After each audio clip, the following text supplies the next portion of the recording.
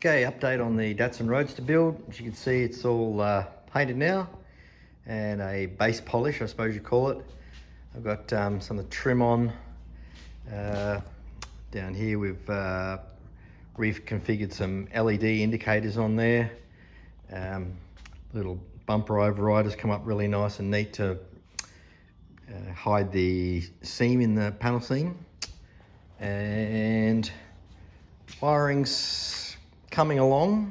There's a bit still to do there. Got the new wheels and tyres. Bit of glare on there. The dash is pretty much fitted. Got a few more mounting screws to put on there. It's all mounted and all the wiring redone. Just doing the last little bits under the dash.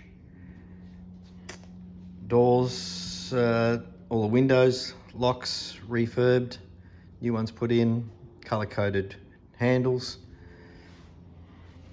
Yeah, paintwork's not too bad.